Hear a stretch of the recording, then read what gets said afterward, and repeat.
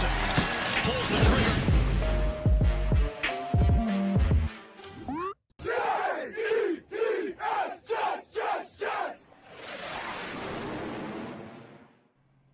Welcome to the cockpit. My name's Ryan and I'll be your pilot tonight. I am so looking forward to talking to you guys. We're going to do this the same way we do it every week. We're going to do call-ins starting at 8:30. And until then, I'll talk to the chat and give you some of my commentary over the course of the last week. I guess 2 weeks. I haven't seen you guys in a while. Did a little bit of traveling. I got to go out to Arizona and got to see my buddy Greenbean, our buddy Greenbean. Did a nice little lunch with him, his wife, Becca, and myself. Some good old Tex-Mex. So good. So good. Look at everyone in the chat. We got Matthias. We got NYJ Flight Deck joining the flight first class tier of the membership channel. Thank you so much, Flight Deck. T-Money, Braden, Mutt Files. I always screw this up. Multivitamins. Isaac, Stud City, Boston, CAJ, Dylan, Jose, Kyle, Nick, Snowball, Duncan, Gary B, Mitt, Zach, Jared. What's up, boys? Our pilot looks like he's going to crash our plane. Sorry, Jared. I'm sorry I look like I'm going to crash the plane. If you don't look out the window, right? Don't look out the window. We're at cruising altitude. Let's see. Green Bean tonight? No Green Bean tonight. I was actually supposed to be on his channel, but he's feeling a little under the weather, so no Green Bean tonight. Hopefully he's feeling better and ready to go for tomorrow. FM says, what's up? What's good, brother? Let's see. Lou goes, burp. Love it. Love it, love it, love it. There's our multivitamins. Always good to have you guys here. So yeah, what can we talk about? We got a lot of stuff to go over the course of the last week or so. I shouldn't say a lot, but thought processes may change. Mock drafts. If you guys follow me on social media aside from YouTube, although I guess I actually posted it on YouTube, you'll see that I put out the mock off-season, like dollar amount. We could see you guys probably saw the DIY mock draft, which I might do more of those. Those are actually kind of fun to watch and see how everyone goes through the whole process. We could talk mock drafts. We could talk free agents. We could talk NFL Combine. It's coming up this week. Starts tomorrow. Weigh-ins and interviews. I believe tomorrow's offensive linemen, wide receivers, and quarterbacks. I think. Could be wrong. I saw a little breakdown of everything. But I'm excited for the Combine. Looking forward to it. I'm going to watch a little bit of it. I'm not going to sit and watch everything because your boy ran track, and I get bored of what guys running around on tracks. So I can't sit and watch the entire thing. But I'm looking forward to it. I want to see what Kyle Hamilton does. It's interesting that Evan Neal and Derek Stingley are not participating. I think Stingley, probably more so than anyone else, should be participating in this Combine with all the question marks around him. He had the Liz Frank injury that kept him out from middle of October on, I think. I think it would go a long way to solve some of his injury concerns, but at the same time, I do think that they are he's considered one of the top guys in this draft. He's going to let it ride. So it's going to be interesting to see how that happens. I'm curious to see if Evan Neal winds up falling because of not participating. Now, he is projected to be the top overall pick. I believe the odds have him as the highest, then Thibodeau, then Hutchinson, or something along those lines. So he's probably afraid he's going to knock himself out because this is a very strong offensive line top part of the class. Because honestly, Evan Neal, Ekwonu, you could kind of flip-flop them back and forth for me. Cross is another one that's interesting, and same with Trevor Penning. Those two guys are probably more true. I shouldn't say true tackles, but it wouldn't shock me to see a few different guys go number one overall. I do think that the Jaguars wind up protecting their guy. And I don't think Evan Neal is a lock to go number one overall. That's what kind of surprised me by him not participating. Now, he's going to participate in Alabama's Pro Day in April. I believe. So that'll be interesting to see. You guys are talking about NY Jets superfans. Has Stingley just dropped to late round 1? I don't think that'll happen, but I would say he's probably falling closer to 10 than he is to 1, for sure. Lindell says, Stingley waiting for the pro day? Yep. Jose Corniel says, Christian Watson is going to blow it up, the combine. I can't wait to watch him play. Watch him test. That's the word. I can't wait to watch him test. I'm looking forward to watching him and George Pickens from Georgia. I think it's Georgia. George Pickens, filthy. Absolutely filthy. I started going through some of his highlights because I was watching him end of the second round, beginning of the third round in a lot of mock drafts. He's incredible. If he didn't tear his ACL, he might have been one of the first receivers taken.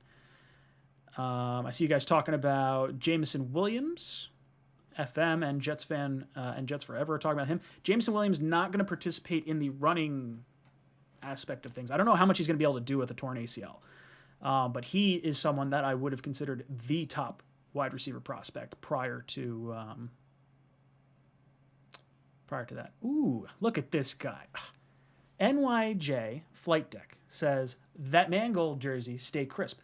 What you may not notice, or maybe you did, we'll see. I haven't noticed anyone mention it in the chat, but you can let me know. If you click the little gear icon on your, your Who's He What's It, your YouTube video, you should be able to upgrade this to 1440p, I think. So there you go. That's my little bit of a thing. I've got some almost 4K going, 2.5K or whatever 1440 winds up being. But thank you for noticing the crispy jersey. Does anyone fear the USFL poaching for bad players? I don't think anyone fears it, because if they're a bad player, they're just a bad player. Whoops. Ugh, jumping around. Switching things all over the place. Where was that? Bam. All right. Sorry. Playing with some things on the back end over here. What time tomorrow for the combine, says John Nolte. I don't know. 1 o'clock? Is that right? You guys know it. I think it's 1 o'clock. Snowball says, who is more versatile, Neal or Ekwonu? I think they're both incredibly versatile. I think Ekwonu might have played more snaps at guard, but I could be wrong. Both incredibly versatile.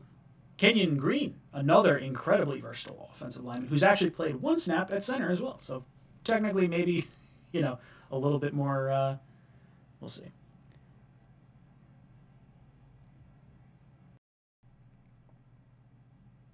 Aha. See? The audio. My bad. So I realized what I did. So I have this thing going where it'll flip-flop back and forth a little bit. And it opened up my call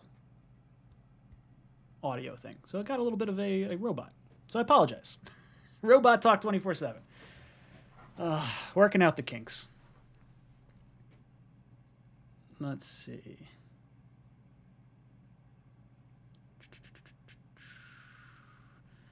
All right. Isaac says Robo Talk 24/7. Megatron, your voice is echoing. See, this is what happens when I don't troubleshoot things beforehand. Poor Hawk, running at 360p to not lag. I'm running Windows Vista still. What? Even though do they even have updates for that at all? No way. Sorry, dude. That's rough. All right. Let's see. Jared, our pilot went from human to robot to human. I don't trust him. I don't trust you. Eminon says, hit that like button, nation. Hit the like button on the way in. Got 100 people and only 32 people hitting the like button. All right, let's see. Jack Gaming asks, if Karlaftis has an insane combine, is he in play at 4? I think so. I don't think anything's out of question right now for the top 4.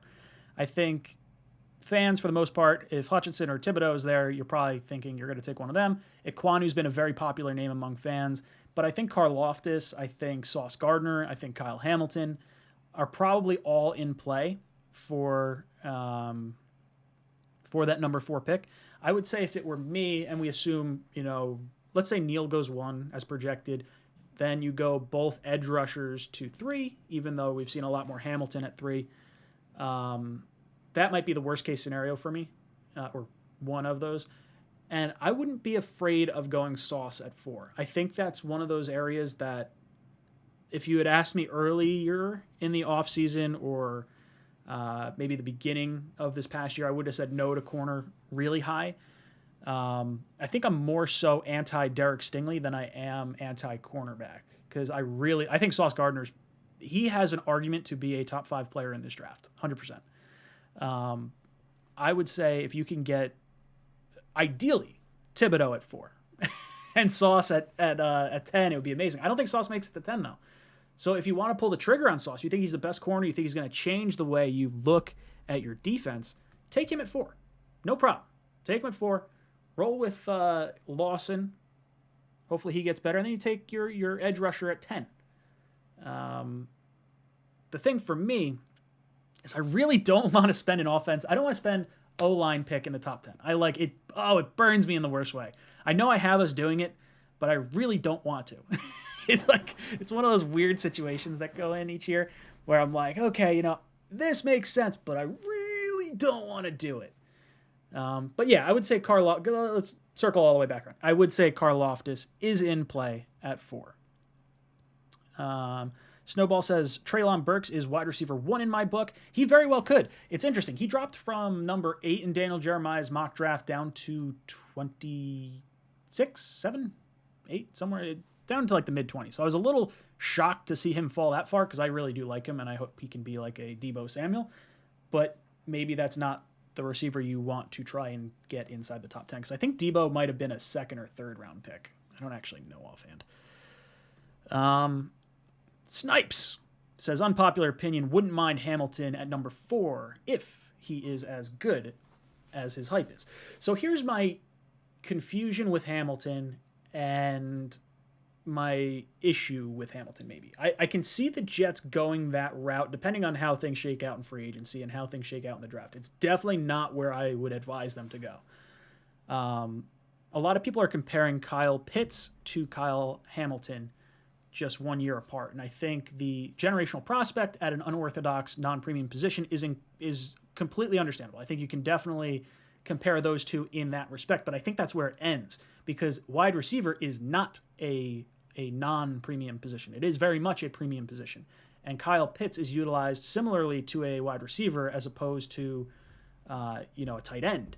Now, if you're drafting Kyle Hamilton, you're drafting him as a safety. You're not drafting him to play cornerback. You're not drafting him to play edge rusher. I don't think he can play either one of those positions. I do think he plays at all 3 levels, meaning safety, will linebacker, and a little bit of blitzing off the edge. But you're not drafting him to be an edge rusher or a corner like you are with Pitts to be a wide receiver. So for me, I would steer clear of Hamilton, I think, in most cases. There are very few situations where I'm very good with taking him. I think he's going to be a great player. If you draft a great player, look, a great player at a non-premium position is definitely better than a bust at a premium position. But when you're picking inside the top 5, you got to try and stack up like some serious stats to be worth it at 4. Like Hamilton better have like close to double-digit turnovers over the course of a season, like between fumbles and interceptions and 4th down stops or whatever. It's a big, tall task, and I think it's far more likely that he disappoints than him impressing the way he might need to. Oh, see, look, this is a camera angle switch. Wham! I never actually saw it. Let's see. Now I think in 20 seconds it should pop back. If I did it right. I may have done it wrong. So we shall see if Ryan did this right before I start commenting on other things. Oh, and we're back. Oh, that's cool. Sorry. Playing with stuff on the back end. Nick H says, I really want Treylon Burks. He'll be what Mims was supposed to be. I think they're 2 totally different wide receivers, to be perfectly honest. Not that I wouldn't want Mims to do more of anything, but I would very much like it. Uh, Jets forever. Sauce Gardner is the second best player in the draft. I don't think there's. I think that's certainly arguable. I think it's certainly.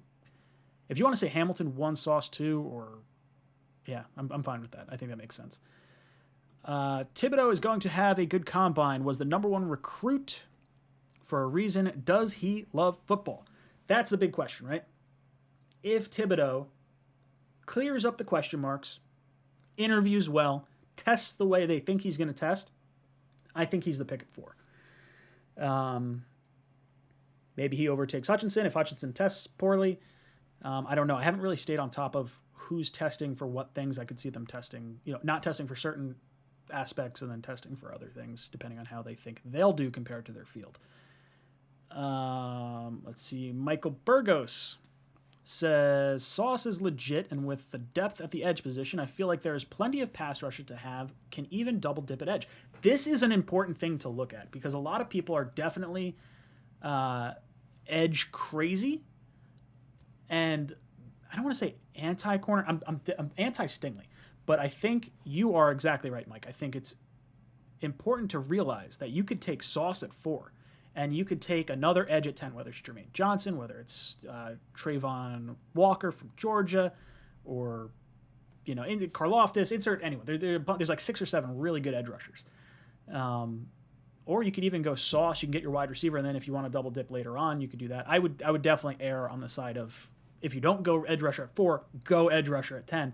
But I do think the value may be Sauce at 4, edge rusher at 10, as opposed to hoping that you get Sauce to fall to 10, and then you wind up with like McDuffie or Booth or someone along those lines. Maybe you don't wind up liking some of the other guys that you would take, or that you may not take. Let's see. Scott. What is Scott saying? Scott says San Fran doesn't have any superstar defensive backs. They have an edge rusher and a linebacker. That's a good way to look at it, too, because there wasn't a ton of premium investment into the cornerback position in San Francisco or Seattle, I think. I'm pretty sure the whole Legion of Boom, I think they were all like middle round picks, if I'm not mistaken. I could be wrong. I guess it could be maybe an argument for Kyle Hamilton when you consider Cam Chancellor and his impact on that Seattle defense while Saleh was there. I was looking at something about Joe Douglas and drafting, and I think it was something about the Baltimore Ravens taking 2 corners pretty high with him still there. And I don't know if I don't think they wouldn't have been top 10, I don't think, but it wouldn't shock me to see them invest in cornerback because of how poorly we played. And if there's any truth to what DJ Bieniemy's saying with we were throwing at Bryce Hall because we didn't think he was going to be able to make a play on the ball, then I think you have to. You can't just let Hall keep getting abused when it's obviously taken an effect. I shouldn't say obviously, but if he is taking a beating and you have to shade coverages towards him to give him some help, then you're hurting the rest of your defense. So getting a premier corner in that respect and moving Bryce Hall to like a number 2 would make a lot more sense. But we'll see. Jared says, why are more people questioning Thibodeau? Even Ledger Doosable says he may struggle at the next level due to lack of technique, or are people just bored or have more time to watch full game film? We'll know a lot more after the combine, I think. A lot of people are going to dive into the tape. But I would say this. He was the number 1 recruit going into college for a reason. He's considered a top 5 pick for a reason. So I think the skill level is there. I think where people are probably a little more concerned is maybe he wasn't as explosive as a top recruit you may want to see them be, but I think it's definitely there. And then I think everything coming out about the Alabama interview where he's talking about the education and things like that, I think teams are going to want to hear from him, and I think you'll see this weird, it's almost like he was overhyped because he's not like a Chase Young. That's not where you're looking at with this. And then he's kind of been like trashed a bit. Like watching him fall to number 8 in Daniel Jeremiah's mock draft, I was like, it doesn't make sense. Does not compute. I don't know. We'll see. And Jay Flight Deck says, what do I want at pick 4? A Hall of Famer, period. Even if guard or safety aren't premier positions, are we going to be complaining if we get a perennial all-pro regardless of position? Nope. Absolutely not. But I do think there could be an argument if you get a I guess if you get a Hall of Fame safety, you're probably fine with that too. Yeah, look, if you get a Hall of Famer, it's a win no matter what. Not even going to argue that. Sauce gets a lot of penalties called on him, says Duncan. I have no idea how many penalties he had in college, so I can't comment on that. But I will say this: he didn't give up a touchdown in college, and he only gave up 131 yards all season. So he can have all the penalties he wants if he's not giving up touchdowns. Well, I guess if he's giving up touchdowns on the 1 yard line, maybe that's an issue. We shall see. I'm not opposed to it. I like him. Noah says, I think Sauce at 4 and trade back at 10. Get a first next year. I like that. I like getting the 2. I like getting a second first-round pick next year. Ideally, if I could move back from either 4 to 11 or 10 to 20 and pick up a 2023 first, I'm 100% on board with that. Landon says, don't forget you can help Zach by winning the field position game too. Sauce on an edge at 10 gets stops and gives him a short field. Not to mention if you get turnovers, if you get more opportunities with the ball in your hand, you're going to have more opportunities to score touchdowns and score points. So I think getting impact turnover players are going to make your team a lot better. That's what's so good about Diggs down in Dallas. He creates so many opportunities, even when he's burned on like a touchdown. Like, you kind of have to look at it as in, okay, did we get an extra position because of this type of, because of the interceptions? Did we get more possessions that were valuable to us that we scored points on than he gave up by getting blown up in coverage? I think that's something you do have to consider. And I would say it probably did work out in their favor. Jets NY 102. Thank you for that. Says mock drafts will look so different after this week. Yes. I've had so many people get so butthurt about me talking about the mock draft, and they're just like, I doubt the mock draft, but I put out this whole thing like, oh, that guy won't be there. This is ridiculous. You guys are all, he's not going to be there in the second round. Yeah, well, guess what? Sean Hill was supposed to be a first-round cornerback. I think he went in round 5. So calm down, everyone. Everything's going to look so totally different. Hawk says he want Linder God. Oh, no. Radovan says, this draft gives me 2013 NFL draft vibes. Don't say that. 2013 was the D. Milliner draft, the Sheldon Richardson draft, 2 first-round picks, both ultimately did not help us to where we wanted to be. George says, I was a Burks guy, but Wilson is more polished. Yes, 100%. I think Wilson is definitely the most pro-ready receiver, but he's coming from a system that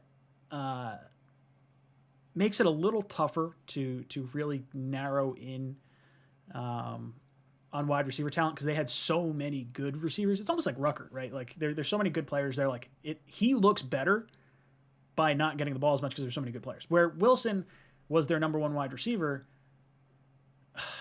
I don't know. I like him a lot. I've started to like Wilson far more as one of the 3 options at receiver. I would say him, Burks, and London are the 3 that I'm really comfortable with at 10 if you had to pull the trigger. And then as you get towards the second round, that's when I'm starting to think like Doxson, George Pickens. There's probably a few other names that could fall back there. Bell is an interesting one. But yeah, I like Wilson. Definitely a fan. NY Jet super fan. I know Linderbaum is a center. I'm saying he's better than any guard. All right. I guess there's an argument about the centers in the chat. Jets forever. Jermaine Johnson is a bust. He won't stay healthy as a player. Was that his knock in college? I didn't know that. His from my understanding, he is a super senior. So I think he's 2 years older than the top guys in this draft because the juniors come out a year earlier. He is someone that had to transfer from Georgia because he couldn't beat out the edge rushers from Georgia. He had some issues with was it getting into school? It might have been getting into school. He had some type of grades issues too, from what I was looking at. I can understand the hesitation on Jermaine Johnson, but then there's also like, okay, TJ Watt was like the 30th overall pick and was a little bit older too. Health wise, I didn't realize there was an issue, so I'll have to do a little bit more digging on that. I haven't dove super far into him. Landon says, if you go after Godwin, do you think you need to give him a long-term deal, even off an injury or a one-year prove-it deal? I don't think the ACLs are a big issue anymore. So it may not be as high as he may want, but I would give him a multi-year deal. I'm not afraid of it. And I do think he is the best receiver for our system. I think he will fit like a glove. And he got his ACL surgery done by the dude that did Adrian Peterson's as well, if I'm not mistaken. So he could be ready for the start of the season, depending on like how aggressive a timeline they have for him to get back. But even still, even if he's back a month and a half into the season, there's an argument to be said for, hey, we are not trying to win a Super Bowl next year. Yeah, you want to win as many games as possible, but you want to have this guy for the long term regardless. So if you think Godwin is good long term and you, like me, are not worried about the ACL, go that route. Or if you really want to make a ballsy play, go get Jameson Williams. Go get him. Would love to see it. All right, let's see. Popping up all these different comments. Let's go over to the phone lines. See if I can do this without screwing it up. All right, you guys can hear me. Now let's pull up the voice. Bam! And all right, let me get the phone number on the screen. Bam! All right, boys and girls, phone number's on the screen. Call in. I want to hear all your thoughts about how you would rebuild the New York Jets. Yeah, or whatever else you want to talk about. Combine, NFL draft, certain players you want to talk about. I'm all about it. If you don't happen to get through, just keep calling in because Google Voice doesn't always like playing nicely with me.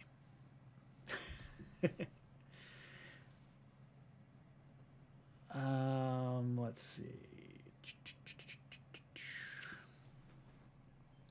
Just go through the chat, see what you guys are talking. Ninja says, I chem at 4, Sauce at 10, then trade a third and a 2022 fourth for Mark Cooper. I would love that. That is awesome. Jared talking about Dotson. Dotson's really good. He may not make it out of the first round. It'll be close for sure. Braden says Hamilton at 4, Stingley at 10, Winfrey 35, Ebikite. I don't know how to pronounce his name. 38. Watch Jet fans riot. I would be not happy with that. Don't do that. Jeremy Crowder says, hate to say it, but Dalton Schultz will not be a Jet. I would put the percentage at like a 20% chance that he's a Jet. I would be very surprised if we wound up getting him.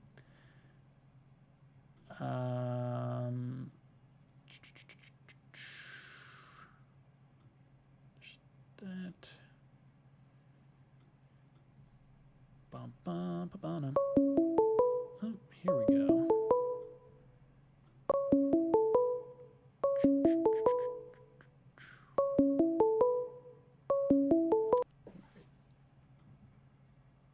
Call from Nick. To accept, press 1. To send a voicemail, press 2. Hey, what's up, dude? Welcome to the cockpit. Give me just a second. I just realized that I did not plug this in. Why can't I hear this? Give me 1 second. All right. Does that work? All right, talk to me. Can you hear me?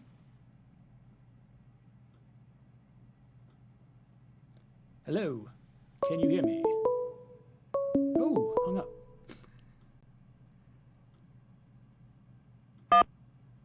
Call from Hello. Fabian. Welcome to the cockpit. Oh, Hello? Hold on. Hello. Can you hear me? Ryan? You hear me, Ryan? Yeah, I can hear you. Can you hear me? Hey, what's up, Ryan? How you doing, man? Big fan. Oh, good. Let me see. I just want to make sure people can hear you. Let me see. All right, I think it's working. Sorry. If it doesn't work, the chat will let me know. Yeah, no problem, brother. Yeah, I was saying, I know there are rumors going around about DK Metcalf, who I would love to have, but I just don't want to trade any of our picks nor trade to get a player. I'd rather sign Allen Robinson, Mike Williams, and just either trade down, or I would trade the 10th pick. I would probably, if Thibodeau's around, I'd definitely draft him. I don't think they're going to pass on him, and then trade down from 10. Yeah, if you can get him at 10 and you get him at 4 and then you consider moving down at 10, I could definitely be down with that. I'm with you. I like the idea of getting DK Metcalf. And if I could give up the number 10 overall pick for DK Metcalf, I would in a heartbeat. There is zero shot that the Seattle Seahawks are going to allow themselves to trade 2 firsts and a third for a safety, and then just 2 years later trade their premier top wide receiver for their own pick back and just one of them. Like, no, if they're going to trade DK, they're going to want 2 firsts, and I'm not giving that up. I would give up 10 in a heartbeat, but I'm not giving up 10 plus more. Oh yeah, and I forgot the GM's name over there, but he probably lost Joe Douglas's number after that fleecing. Yeah, right. Like, there's no way they're trading him to us. Yeah, and but I would definitely do it for that. Don't get me wrong, I would have done it for I should, but I just know it wasn't going to happen. But I just like the idea of getting Allen Robinson on the down years. Same thing, that like a 2-year deal like Corey Davis. Well, it's really a 3-year deal, but it's essentially a 2-year deal. But it is in a sense a 2-year deal. Corey Davis will be here 2 years, and if he doesn't play well this year, he'll be cut. He'll be cut, yeah, with like less than $1 million to the hit, and so yeah, I think Joe Douglas is menzo with the draft picks, but last year I think he likes getting those draft picks and their whole scouting department. Listen, I've been a Jets fan a long time, cautiously optimistic, but I think we're in good hands. I really do. I think they know what they're doing. I think they have a plan. Zach Wilson. 2 differences between Zach Wilson and Sam Darnold after that bad start, and then they had a better second half of the rookie year, is Zach Wilson has more natural talent, and they're not screwing with this kid. They're going to keep the same coaches in place. The only thing is, my prediction is Mike LaFleur might be a head coach next year. I'm really high on him. I hope that's the problem we run into. I really do. In my mind, I'm always like, problem. I don't want to a defensive head coach because the offensive coordinator winds up getting poached and we lose him. But that's a great problem to have. It means Zach Wilson played well enough to do it. I would be surprised if he was given a head coaching job after this year. If Zach Wilson looks phenomenal, then maybe it's a chance. But I would hope we would make him assistant head coach before he got and went elsewhere. But we'll see. Yeah, we'll see. Yeah, like I said, he just especially after he went upstairs. Boom! You have been ejected from the cockpit. Oh, see, look, this is what happens when Ryan doesn't turn on the chicken. Let's try that again. Work? No, it didn't work. Damn it! Oh, I'm switching stuff around. Sorry, all over the place. Who we got?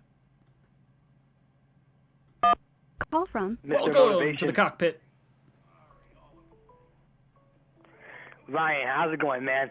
Hey, what's good, brother? I'm doing good, man. Can't complain. Yeah. What's going on? What do you want to talk about tonight? Well, I've heard the stuff about DK Metcalf, and I just heard the part saying that that they will probably want 2 first-rounders. I'm not going to give them 2 first-rounders. Maybe the 10. That's it. Nothing else. Look, I don't understand where this rumor came out of, because I was like, you know what? It makes no sense. Why would they do that? I feel like I got to make a video about this now, but you know what it is? There's no way they're going to trade DK Metcalf to us, especially for their own pick. You know what it is? It's because he's on the last year of his rookie deal, and he's probably going to get paid. And I don't think Seattle has that kind of money the way we do. No, Seattle has money for sure, but I don't know if they're. That's what confuses me too. Because if I were them, I would absolutely sign him. They got $60 or $70 million in salary cap space. They got a ton of space. But if they think Wilson is going to move on and they got to move Wilson, then you move DK. I don't think you move DK unless you're getting rid of Wilson, just hitting the reset button totally. And see, that's the thing. Like, I just feel like Wilson's not going to stay there much longer. I could see him, like, going to, like, maybe the Pittsburgh Steelers or, who knows, probably the Minnesota Vikings. I think if him or Rodgers is traded, it'll be out of conference. I think Rodgers goes to Denver. If traded, I think Wilson goes to the Steelers if traded. Watson, almost something similar. I could see Watson going to Minnesota and like Kirk Cousins going to Dallas, or not Dallas, Houston. If he goes to Houston, I would feel bad for him, honestly. You're saying Cousins? Yeah. I don't know. Screw him. But other than that, man, I'm just looking forward to this combine and just see what happens. Hell yeah. No, you have to be able to grade these guys all in one. Like, I know there's a lot of drama. People are like, oh, it's combine, it's shorts, it's, the underwear Olympics, whatever. But I think grading everyone on their own, variable, restricted conditions, I think is good. Like, guys that are testing at their pro day, they may have a tailwind, or they may have a headwind. I guess there's all these potential issues that you eliminate with a dome in one location with everyone. And this is also probably the sign where Thibodeau is going to have to like prove that he's the real deal in order for us to take him at number 4. I think so. I think the interview process is going to be huge for him because we haven't sat down with him, and I think there's probably a lot to be made of TV interviews and things of that nature. If he's there, I would hope that we've done our due diligence, and I trust Joe Douglas to do our due diligence on it. I can say the same here. I trust Joe Douglas. I just hope for the best, man. Boom! You've been ejected from the cockpit. God, I really got to figure out why this chicken is not doing what I want it to do. Let's see. What is this? It's me making pop sounds. There goes the chicken. You're out of here! That's what we needed. Sorry. Who we got? Call from Tom Kelly. Welcome to the cockpit. Hello? Hey, Ryan, how's it going? Not too Tom, bad. Chicago. What's on your mind, brother? Hey, I was actually just going through a little off-season simulation with the Jet X Factor tool, and I don't know, mock drafted one. Yeah. Were you watching having a good time the with Wayne that. Corbett thing with Sabo? I actually missed that, but saw some clips from it, and yes, so it was kind of a super cool opportunity and great conversation. I really like their mock off-season tool. I'm a big fan of it. I was talking to Robbie and Joe about it, and they're still trying to tweak it and get the off-season stuff ready. But I'm a big fan. Yeah, no, it's awesome. So just want to get your thoughts on, I guess, some of what I've been going through. Sure. So I think in terms of re-signings, looking at Barrios, Fatou Kassi, also looking at Mike White, and then LDT. In free agency, we picked up Cordell Patterson. We picked up Robert Tonyan. So would you still go with Patterson even with bringing in Barrios? I feel like you would do one or the other. Yeah, no, I think that's a valid counterpoint. Actually, probably overlooked that one a little bit. I agree with that. That's right. I actually had Patterson in one of my mock off seasons, and then I had to go back, and I was like, wait a second. Ah, dang it. So it's all good. Yeah, no, keep going. Let's see what else. Total sense. Yeah. So it was Cordell Tonyan. Then we picked up Emmanuel Agba as an edge. Okay. And then big time Jesse Bates in the safety position. I like him a lot. How do you like that? I would be surprised if he leaves Cincinnati. Yeah. I get the feeling they're going to franchise him. Yeah, no, I hear you. I think they franchise him too at the end of the day. I actually saw a tweet. He tweeted out some eye emojis the other day, and it was quite left it up for interpretation. Who knows what that means? But yeah, right. Go for it. What else you got? Yeah, and then in the draft, I only did a two round mock, but we had Aquano at 4. Actually, at 10, we traded down. We had both Sauce and Traylon Burks available. Okay. And those were the two players that I was eyeing at 10. Ended up trading back to 13, picking up another third-round pick. Ooh, I love it. And Burks ended up falling to 13, so I took him. And then at 35, Trent McDuffie was actually available, so I took him. Yep. And then 38 was McBride. I love it. So it was Burks at 13, Iquanu. What were you second on? McBride and who's the other one? McBride, and then Trent McDuffie as well, the corner from Washington. Trent McDuffie. Interesting. So we still don't have an edge rusher, or you have an edge rusher. I keep switching back and forth. Why do I keep doing this? So no edge rusher. Edge rusher, we had Emmanuel Ogbia as a free agent. Yeah. Sorry about that. I knew I heard that. Okay, yeah, not bad. I would sign up for that in a heartbeat. I would sign up for that in a heartbeat. Love that. Yeah, and then obviously adding some more depth towards the end of the draft, but I don't know why I only chose to do a 2-round mock. I'm obsessed with these. It's tough to know the guys that are in later rounds too. Like I do a bunch of research. I got like 5-10 guys that I love through the last part of the draft, but I basically know the first 3 rounds. Right. Yeah, totally. Hey man, well thanks for taking the call. Love the channel, support here from Chicago, and let's rock this offseason, huh? I love it, brother. Thank you so much for calling. That's it! You're out of here! You've been ejected from the cockpit.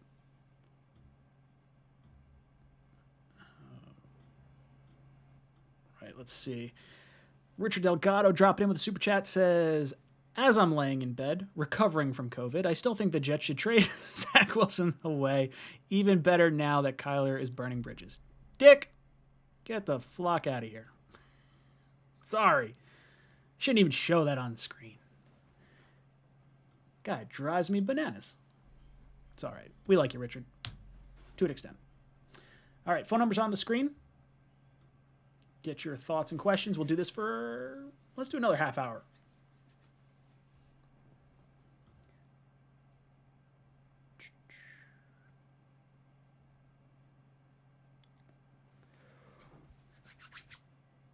Here we go, boys.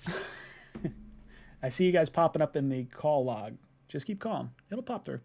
There it is. Welcome to the cockpit. Wild Billy Boy, what's up, dude?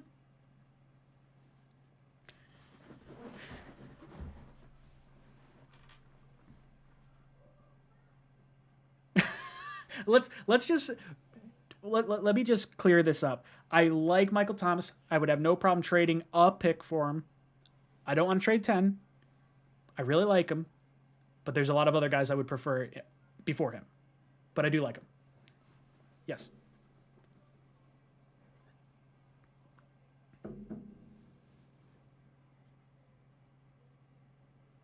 Yes.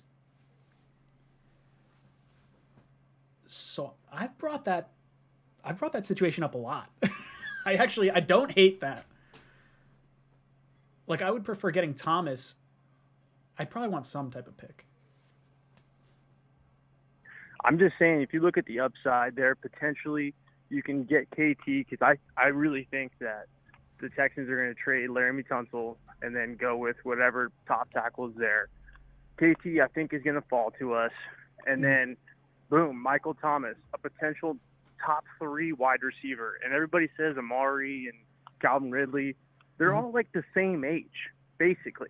I mean, if you look at it, they're all basically the same age. But they're Michael like Thomas 27, was 28, 29 maybe. Michael Thomas was hands down like top 3 wide receiver in the league at his prime.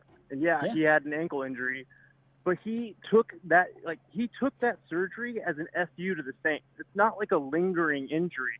It's the same injury. Yep. So, yeah, completely agree. That's just it. It's like he didn't have the injury this year. He injured it. They wanted him to get his surgery at the beginning of the offseason. He didn't get it till June. And that's what kept him. I mean, I just think the upside is there. And Zach Wilson, everybody says we can't have any more drops. The guy's the best hands in the league. And you're not really giving up that much draft capital to get him. gives us a lot of flexibility for that 18th pick, get like a Zion Johnson. I would Sure. love that, or a Kenyon Green if he's still there. And you still have the second round to play around with it if you want to get like a George Pickens or a David Bell as insurance policy, because Corey Davis's contract is only really 2 more years left, and you can get out of Michael Thomas's contract too after, I think, 2 years. So I just think there's not a lot to lose. So I'm looking at it. Someone's saying they restructured his contract. I don't know if that's true or not. Thomas converted $11.6 million of his signing bonus. I don't think he's changed it. Although it looks like it would be a massive dead cap charge if they traded him. So maybe they did restructure. You got to spend the money, though. I mean, But what they're saying is the Saints can't trade him. They lose cap. Like if what I'm looking at is right, and they could say, oh yeah, they say it's true. So if they cut him or trade him, they lose an additional $25 million. It's wacky. It's not what it used to be. It used to be at like a $2 million cap savings. But I guess they moved all that. So now his cap hit is $13 million for the season, and 28 and 27 the next 2 years. So they pushed more guaranteed money to those 2 years. Well, yeah, regardless, that caught me off guard. At 4. I still want KT at 4. I think he's going to be there, and then I think we go trade back as much as we can and get like a Zion Johnson, and then in the second round, that's where we get David Bell or George Pickens. Like, a lot of guys are sleeping on those picks just because like Mel Kiper doesn't have them in their top 5. They're still great wide receivers. I'm a big Pickens fan. I just don't know where you pull the trigger on him as the Jets. I think he's going to be healthy. He's going to be one of the big guys I want to watch at the Combine. Yeah, 100%. I think he's going to shoot up boards. Yeah, no, 100%. I think he is one of the best. I would say him, Jamison Williams are the 2 guys I like most. It's just the ACLs.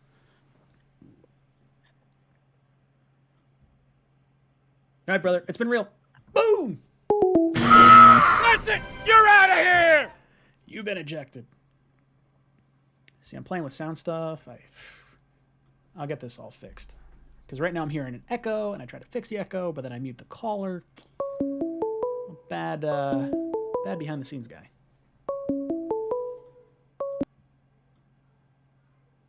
Call from Carson. Carson, what's up, brother? Welcome to the cockpit. How we doing, Ryan? How's it going? Just a beautiful friggin' night. What's on your mind? All right, so I have a hot take and 2 things I'd like to bring up. So all right. My hot take, this is going to sound crazy. My hot take is John Franklin Myers is overpaid. I think the contract we signed him to, I believe, is 13.7 over 4 years, 30.1 guaranteed. I think you can get much better quality for that, especially if you're moving him to the inside. I just don't think I don't think he's a natural, 4-3-D tackle. If anything, he reminds me of a slimmer Leonard Williams in the fact that he can get to the quarterback a little bit. I don't see him as a guy that could play inside. He doesn't have that body like that.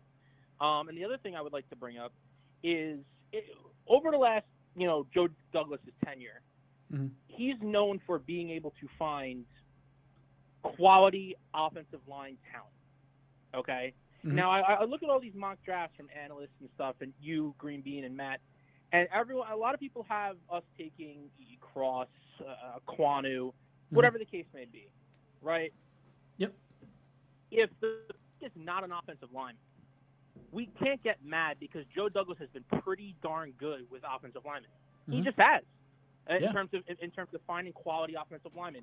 LDT, Elijah Vera Tucker, Becton is getting a bad rap because his own teammate really hurt him this year. I don't think it was much his fault. He found Fant. Moses wasn't half bad, so you can't really knock him for that. And another guy that is not getting a lot of love from Jets fans is Devin Lloyd from Utah, the linebacker.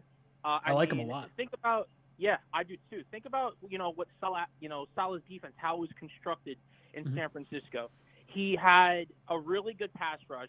His linebacking core was able to cover running backs and tight ends coming over the middle and out of the flat. He had Dre Greenlaw, Fred Warner, and I forget the other guy, but Al Shakar or something like that. but they were able to cover running backs out of the backfield, and he likes to move also his safeties around the field. Mm-hmm. So why is it that we're not – why is Jets fans not loving Devin Lloyd more? He reminds me so much of Roquan Smith. He just does. So the reason we don't like him is because we have so many holes. Because I like Nakobe Dean. I like Devin Lloyd. You want to trade down, take one of them, okay. But positional value, I think you are going to get 85, 90% of what those guys are from a guy in the third, and a guy that provides better flexibility in the first round, like a cornerback, a wide receiver, something along those lines. I think that's why Jet fans aren't as in love. Like I was super in love with Nakobe Dean. Yeah. Love the guy. But I know in my heart I really should not pull the trigger on a linebacker at 10. I got you. And one last thing I'd like to bring up before I get ejected. The Houston Texans at 3. Mm-hmm. Nick Caserio has a New England Patriots background, okay? And through, Bill Belichick's tenure, Nick Caserio's tenure at New England, what did they do? They built not defensive line back, they built secondary up. Think about the secondaries that the Patriots have had over the years. They've been really good with Stephon Gilmore, going back Ty Law. Sure. You had now Jason Jackson there. They had Brandon Harrison. They had some really good secondary, right? Mm-hmm. I would have a hard time believing that the Houston Texans don't go Kyle Hamilton because of those New England ties. I would take, and if that's the case, Kyle Hamilton, who I think will be an awesome player in this league, he will be an all-pro. Mm-hmm. If we don't go KT at 4, it would be a detriment to fixing this team. It just would. He's sensational. You're saying if we don't go safety at 4? No. So if Houston goes Kyle Hamilton at 3, which I think is a strong possibility because think about what well, they got Lovie Smith as head coach too. Exactly. So think about what a report came out about Samini the other day, right? He said that the Jets were very heavily interested in Kyle Hamilton. Now, I think that's a smokescreen because I think the Jets believe the Texans are trying to move back. So in that way, the Texans take Hamilton and KT slides to 4, which I think is brilliant. Not people aren't reading in between the lines. I think what they're trying to do, the Jets, or Joe Douglas at least, is trying to force the Texans' hand in taking Hamilton. Because if they try to leapfrog us and say go to the Giants or whatever, say the Giants come up for a Quanu or whatever it is, that we're going to take Hamilton. I think they believe that Hamilton is their guy. And if we don't take KT there at 4, it's a detriment to fixing this football team. I like the idea of getting Thibodeau at 4. But you're saying, so you think that we're trying to make it look like the Giants... I think if the Giants are moving up, I think they're getting Ekwonu. I agree. But then we would take Thibodeau. Are you saying we would take Ekwonu even if Thibodeau's there? Like, say Hamilton goes 3? Here's what I'm saying. I believe the Jets front office believes that the Houston Texans are in love with Kyle Hamilton. And with Nick Caserio's background in New England, with them building the secondary up, that they're going to want to take a thumper in that secondary, right, to build that secondary. And with your point of Lovie Smith coming up being the head coach, a defensive-minded head coach, he would want a guy that he can move all around the field. He can cover the box. He can cover the tight end coming across. He can cover a running back coming out of the backfield. We've seen that in college, okay?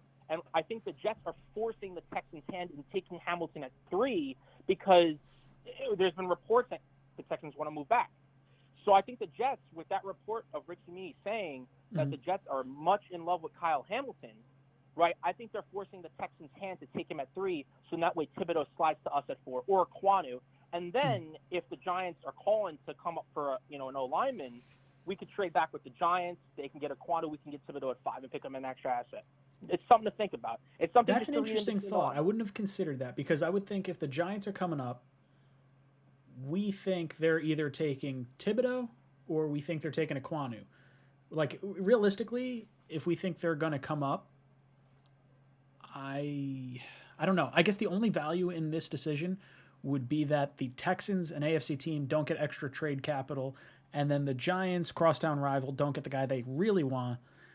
Giants are going because they still would have. They are, but they would have gone the same player. Like, I think for me, it's more important for them to believe that we're going to take Kyle Hamilton if we like Ekwonu. If we like Thibodeau, I don't know if the Giants are going to trade up for him. I don't think so. They're going O-line. I would be shocked if the Giants don't go Cross, a tandem of Cross, Aquanu, or Linderbaum. I would be shocked if they don't double down on O-lineman. Daniel Jones. You think they double down? I don't think they double down with both. I think they definitely go one. I think they get 1 and 1. They get one for the edge, one for the O-line, and then they'll get the other O-line in the second. I have a lot of Giants fans friends, and they are very highly. They think Linderbaum is Travis Frederick 2.0, and they firmly believe that Aquanu can be special at the guard position. I do think Aquanu can be special for sure. I just would be surprised if they spent both on the offensive line, at least like both top 10, because you're going to get a really good guard at the top of the second, and that's kind of why I've preached the Jets, if they're gonna go guard at 34 or 35 or 38. You got to go 35 because you got the Giants and you got the Texans right after us. I agree. That's a fair point. I agree with you. It's interesting. You've given me a lot to think about, but I'm a little more confused. Absolutely. Brother, you've been ejected from the cockpit. That's it. You're out of here. I'm trying to work on the little sound effect. Try to get the thing doesn't blow your eardrums out. Sorry. This is what I get for changing the setup just right after I had it all dialed in, all nicey nice. But now you guys get the nice video quality. So there's that. Who we got on the line?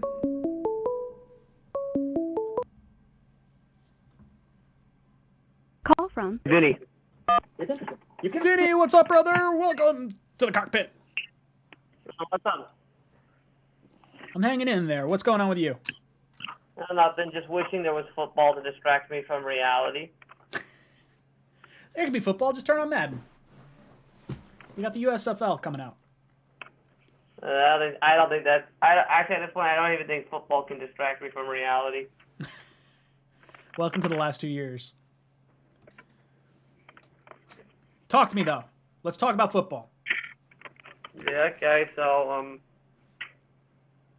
Sorry, I'm just having a brain fart right now. Listening to the last caller, I agree that, I feel like that we're somehow going to be able to land, Thibodeau, because, just the way the draft works seems like it's going to fall. Yeah, I think Thibodeau's there at 4. I think it's just a matter of if we want him. I think, like the last caller said, if there's a potential of the Texans trading out and we're saying we like Hamilton, I think that's a tip that we like Aquanu. That's my concern. Not that it's a concern, really, but it's just an interesting route.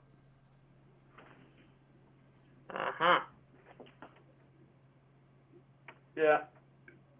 Yeah, but no, it's like I'm just looking forward to this offseason beginning. Yeah, well, it's already begun. I know. As soon as the season ended. It's all. The fun part of the offseason. You know what I mean? So the 15th, right? Or no, it's the 14th. 1, 2, 3, 4. The 14th is when the legal tampering period starts.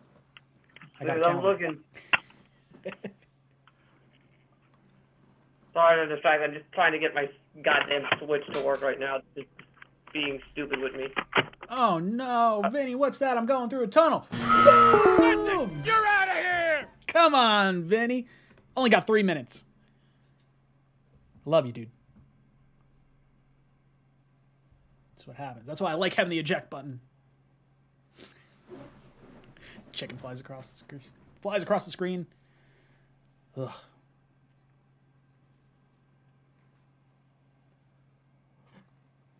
All right, let's go till 9:15.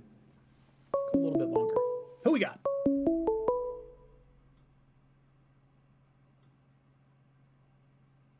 Call from Vic, what's up, dude? Welcome to the cockpit. Oh my god, I can't stop laughing. I'm sorry from the last call. I'm going through a tunnel. Oh my god, the way he's just like, I'm going through a tunnel. Oh my god, I was dying for a good 30 seconds, but whatever. I love it.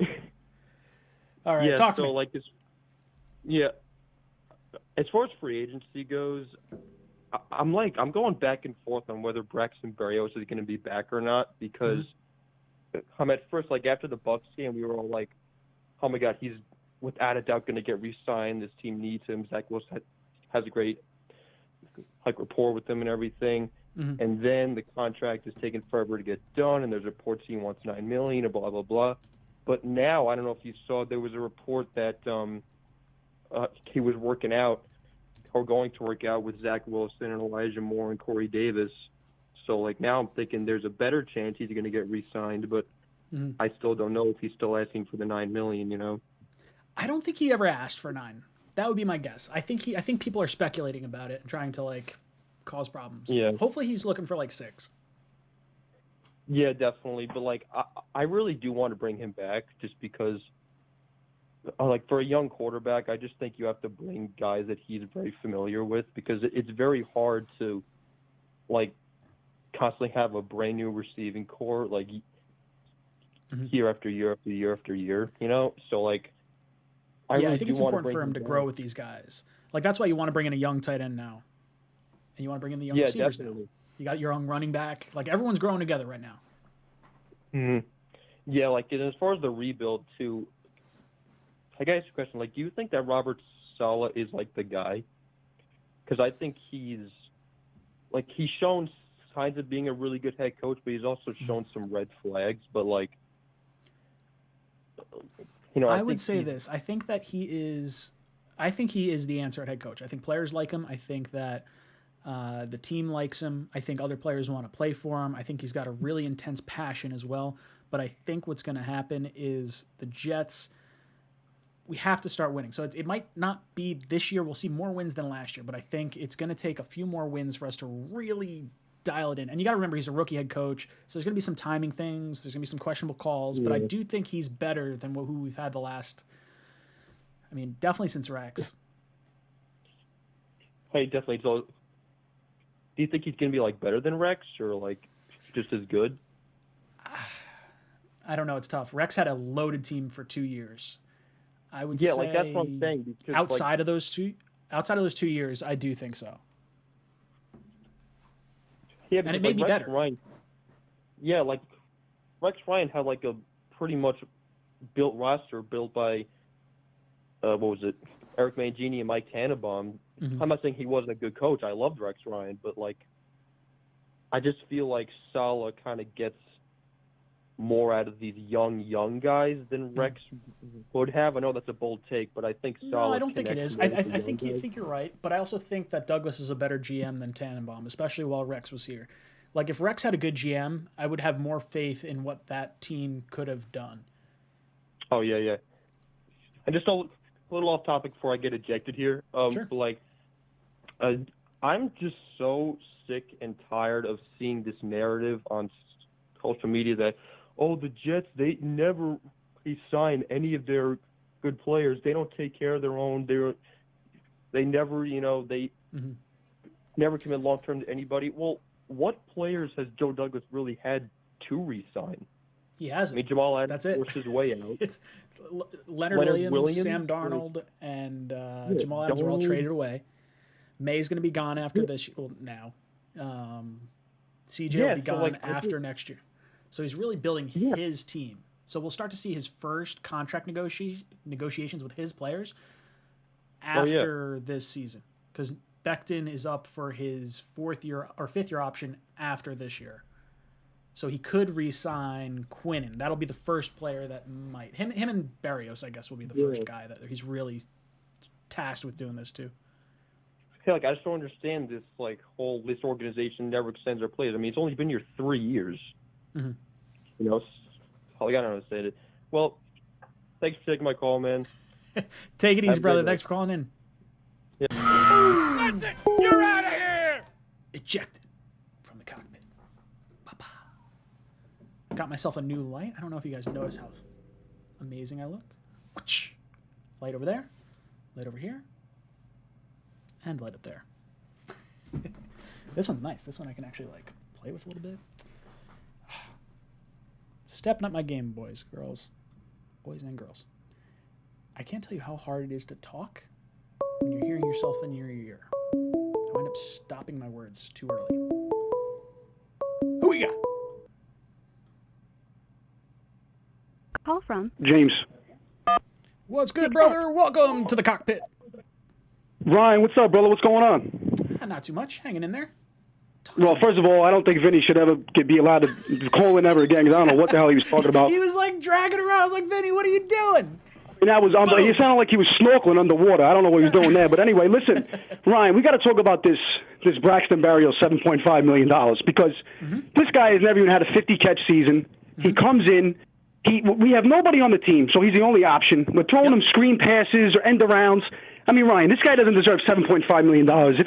If you go on and look at the guys making $7.5 million a game, a season in the league, it's just head and shoulders above this guy. So I think that's the first thing we have to talk about right off the bat. So let me say this real quick. I don't think Braxton Berrios, based on his level of play that he's given us so far, is worth $7.5 million. I think if you're giving him $7.5 million, you're planning for him to be your full-time slot, and I think you're planning on him growing into that. Because I do think that if you have, I would say if you have the sample size that you had of Berrios at the end of the year that you enjoyed and you liked, I think if you did that over the entire season, what do his stats look like? I think that's probably where you're running into it. But I do agree. Right. Now, here's the thing, though. Okay, so I'm thinking right now, towards the end of the season, I think that Elijah Moore belongs on the outside. So if we're giving this guy $7.5 million, are we saying, like you said, is he really a starting caliber slot in this league? I mean, I look at him as a fourth receiver, a fifth receiver. I think we have to target somebody in the draft, Dotson, somebody along these lines. I don't think this guy is worth $7.5 million. I just don't think he's a starting. I don't think it's sustainable is what I'm trying to say. I would say I'd let him test the open market. Because if there's a thought you might want Godwin, I would take all the money that I would put towards Berrios and put it right towards Godwin. But I do think you have an interesting point because the whole wide receiver thing, if we want to run 12 personnel with 2 tight ends, you're only going to have 2 wide receivers on the field. You already got Corey Davis and you got Elijah Moore. So you're really not having that extra slot guy out there if you want to play the way that I think they want to play. Now, that being said, you do have injuries and all this other stuff that winds up happening, so you are going to need depth anyway, and Berrios just provides a lot of it, and he's super comfortable with Zach. I think that provides some additional value than what you'd feel comfortable giving to Berrios. I agree 100%. And Ryan, one more thing I wanted to touch on is this whole tight end controversy, because I think that people always talk about, Trey McBride, and although I watch college football, I think Trey McBride is a great tight end, very good tight end. I don't see him as a first-round tight end, and I think people fall in love with mock drafts and what they hear first. Like Trey McBride, all of a sudden, he's this upper echelon tight end, when a guy like Jalen Weidermeyer or a guy like Charlie Kolar, I mean, these guys have very similar stats. So I wanted to ask your opinion on why are we so obsessed with Trey McBride all of a sudden? All right, so this is a good question and a great one to kind of end our little segment on, but I really like this. So Trey McBride is one that a lot of Jet fans are going to want. And if he's sitting there at 38, I have no problem taking him. You mentioned tight end in the first round. Tight end in the first round over the course of the last 10 years has been abysmal, really awful. Like, you're talking the only 2 tight ends really worth their draft picks. And it's like hard to say they are. I shouldn't say hard for both, but Hawkinson at number 8 overall was taken by the Lions. And if you look at him, you're saying like, okay, was the 8th overall pick worth 50 yards a game? Probably not. Kyle Pitts taken at number 4. He's playing like a wide receiver. I think that's an entirely different circumstance, and I think it's not the same type as normal tight ends. Now, tight ends in the first round, you look at Evan Ingram, really not. They're not going to re-sign him, so is that really a good pick? I'm not so sure.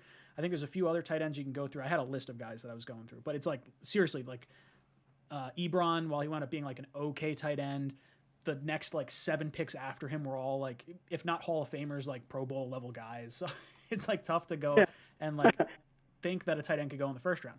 And with McBride, I think we have seen what his ceiling might look like, because he had 90 receptions last year. He had like over 1,000 yards. How much more is he going to get when he's not the premier focus of the offense the entire time? Because that's what he was at Colorado State. Absolutely. I think we've probably seen his ceiling, and I would say you probably have not seen Ruckert's ceiling. And if you wanted me to, if you wanted to put my back against the wall, and you said, hey, you could either have McBride in the second round or Ruckert in the third, I'll take Ruckert in the third all day. I think Ruckert has a ton of upside. Absolutely. And Ryan, one more thing before you go. Yeah. I just want to let you know, because I know you're a big fan of this. On YouTube, my underscore is the Pussy Assassin. I thought you'd like to know that. So, it's me, bro. So I wanted to let you know that. No more fucking taking Vinny's calls, and let's fucking go Jets, baby. Hold on. Before I eject you, what are your last 4 of your phone number? Oh, I see. 0621. Yeah, 0621. Yes, sir. Guess who's getting a new name in my catalog? You're the fucking man, bro. I'll call every fucking show. I love it, brother. Thank you Take so me much. over Vinny every time. Fuck him. Call me, bro. I'll call every show. I love Vinny. We can't say no to Vinny. Man, I love the pussy assassin. Oh. You're out of here! All right. Let me find this. What was the number? Oh, I just said it too. I'll have to go back and listen to it. Oh no, there it is. Let's see if I can add it.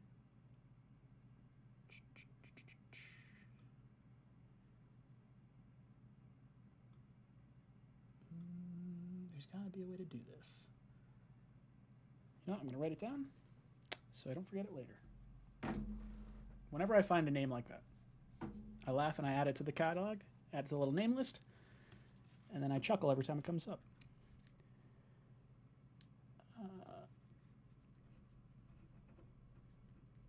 Sorry.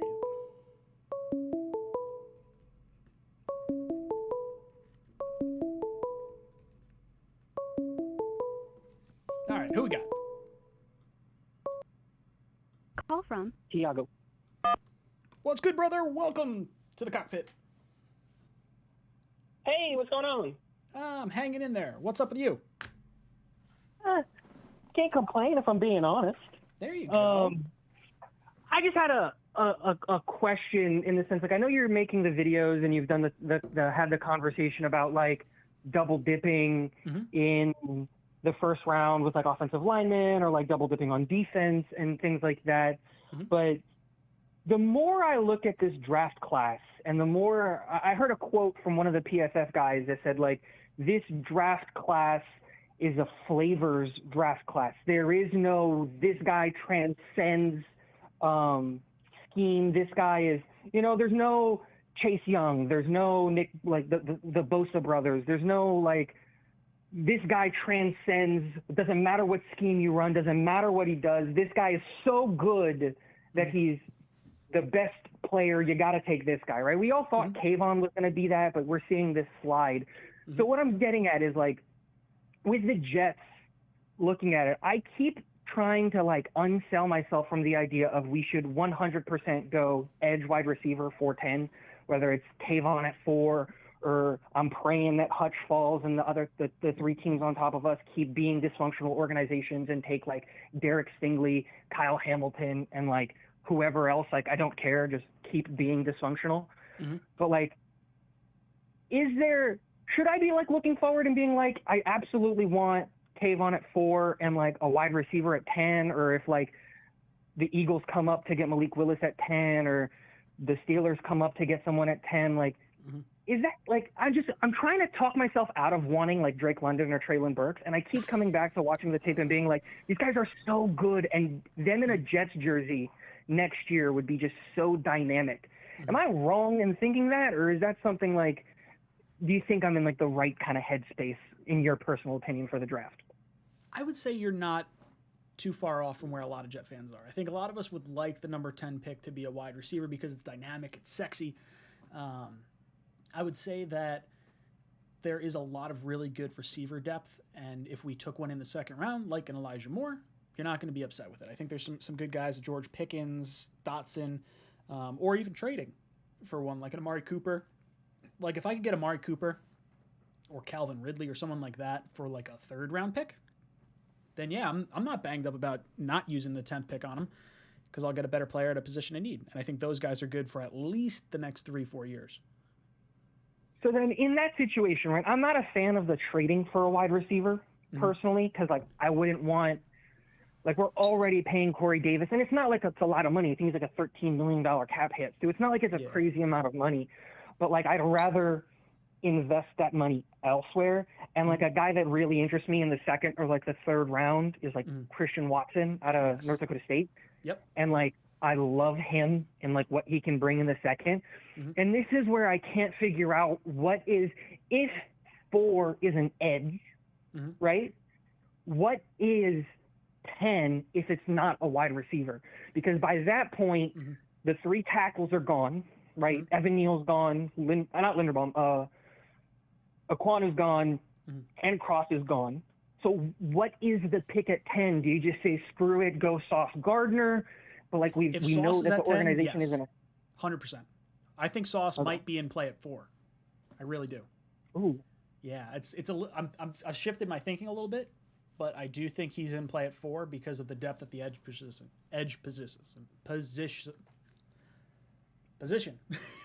Sorry, I'm hearing myself echo.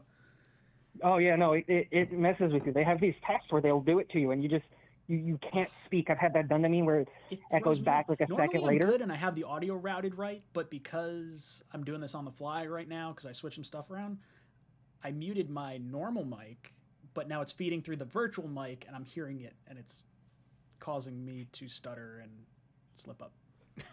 Yeah.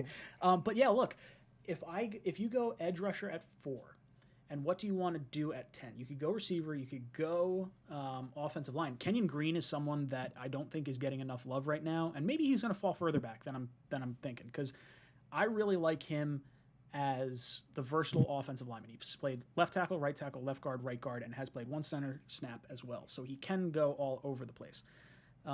But I think what we're kind of lining up to see, and I think you're kind of hitting the nail on the head, is if you go Thibodeau at 4, I think you trade down from 10 as much as you can to get as much as you can. You know, drop back, and you can go with the Steelers, go with the Saints or something along those lines. But I have a sneaky one with the trading up into 10, which Sorry, is, what was that? I don't know why, but I think the Eagles might be in play to come up to 10 from Malik Willis. I have no idea why, but it's like I feel it in my bones. I think you're right, because the division rival is sitting at 11 who might like him, and I think Tomlin might try to come up from 20 to get him. I heard some rumors and rumblings that if Detroit really falls in love with him, you could see them pull the trigger earlier than you would think, like 2. And I like if you think he could go at 10, is it that crazy to think he could go at 2? And I don't think it is. So I don't think so either. It's weird. It's going to be interesting to see what happens. If he falls past the Lions, then I think the Jets are in a really good position to trade out of either 4 or 10. Yeah, I've just been racking my head around because like I obviously we do our mocks and I write it out, right? And I write out every explanation of why this team took this player, as if it's an article, just for my friends and stuff. Mm-hmm. And I keep coming across I like the idea in the off season. Mm-hmm. You try to bring back Moses. Yep. You try to bring back LDT. Mm-hmm. Go out and get Tomlinson from the 49ers. Yep. And at that point, I think you've fixed your O-line. Yes. Relatively cheap, too, so you don't have to spend the capital on a offensive lineman in the first round. You can go into the second round, and if, Zion Johnson is still there at 35, which I don't think he will be, but if he is, that's a guy that I look, maybe, if, Kennard keeps falling down draft boards as he's been doing, and he's available in the top of the third, I'll take a third round on a flyer on him, on a Kennard. If that's assuming we take McBride or somebody in the second. Because I'm with you. I think Ruckert in the third every day of the week over McBride in the second. Not because I don't like McBride. I just think there's better picks at 35 and 38 than McBride. I had a conversation with someone today, and I don't think McBride is necessarily a lock to be the first tight end off the board. I think Weidermeyer is squarely in play as well. I think, McBride is just the lovable name because we've heard it so much. I think Weidermeyer I think this week is going to be very, very important for him. Yeah. Because I think if he can grade well in a lot of the combine things, and medically he checks out. Not that I don't think he had an injury, but if he medically checks out and he just comes in and has a day, I think we can see that. I just look at it and go, I think the Titans are going to pull the trigger on a tight end. I think that's their biggest position of need. Mm-hmm. And I think they're going to pull up the trigger on a tight end in the first. Mm-hmm. And if that's Weidermeyer, I look at the Jaguars and go, last season you tried Tim Tebow at tight end. Are you really going to go back-to-back years without addressing that position at all? And so that's in my mind why Trey McBride might not be available at 35. But it's just, I keep running into at 10 not knowing what to do with the Jets. And even then, or trading back and being we're at 20 and Penning's there. Because I just love the idea of offensive line versatility. That's how I talk myself out of Linderbaum, because I was you just take Linderbaum. It's the best thing. But he's only going to be a center. Mm-hmm. Even though I love Linderbaum, I love positional versatility. And that's why, like, Aquanu is my number one tackle. Why I like Penning so much, because he can play guard, and he's done that before.